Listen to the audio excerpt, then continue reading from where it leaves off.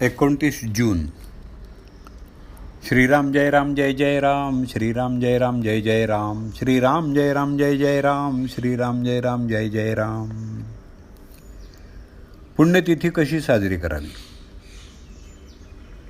सत्पुरुषाची पुण्यतिथी कशी साजरी करावी? तर या दिवशी जो नियम कराल तो नियम सतत टिकण्यासारखा असतो. म्हणून आजपासून नामाशिवाय बोलायचंच नाही असं आधीच ठरवा.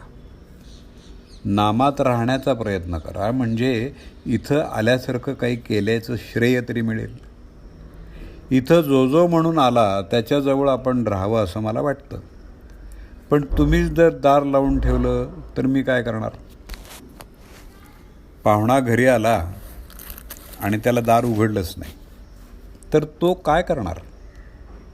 तसं विषयात राहून दार बंद करून ठेवू नका.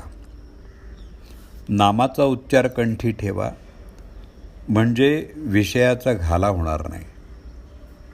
आता कली मातत चाललाय, त्याचा घाला चुकवायचा असेल तर नामावर विश्वास ठेवा.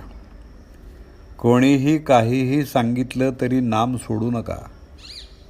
जसं पाण्याचा मोठा लोंढा चालू झाला की एखाद्या स्थिर झाडाला दोरानं बांधून ठेवलेली वस्तू वाहून जात नाही, तसं तुम्ही नामाची कास घट्ट धरलीत म्हणजे काळ काही करू शकणार नाही. समर्थांनी नामाच्या समासात सांगितलंय तसं नाम हेच रूप आहे असं समजून नाम घेत चला, म्हणजे रूप दिसेल. भगवंत हा आपल्या आतमध्ये प्रगट व्हायचा असल्यामुळं नामस्मरणाच्या योगानं तो हळूहळू प्रगट होत जाणं हेच खरं हिताचं आणि कायमचं असतं. डोक्यावर हात ठेवून चमत्कार होणं, काहीतरी तेज दिसणं, दृष्टांत होणं इत्यादी गोष्टी तात्पुरत्या असतात.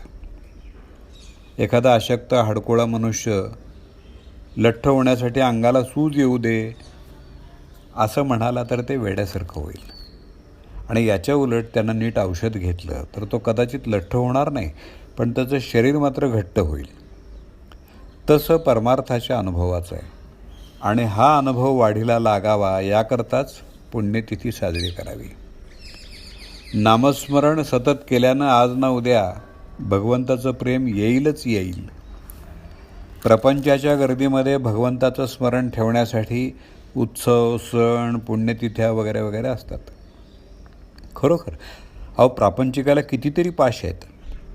पैसा, लौकिक, मुलं, मित्र, आप्त हे सगळे पाश आहेत.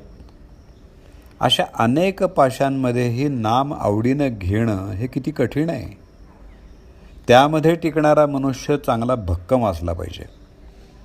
नामाच्या मागं भगवंताचं अस्तित्व आहे, म्हणून नामामध्ये सत्संगतीही आहे.